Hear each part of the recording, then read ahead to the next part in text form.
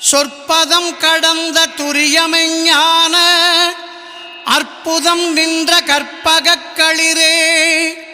சொற்பதம் கடந்த துரியமெஞ்ஞான அற்புதம் நின்ற கற்பகக் களிரே.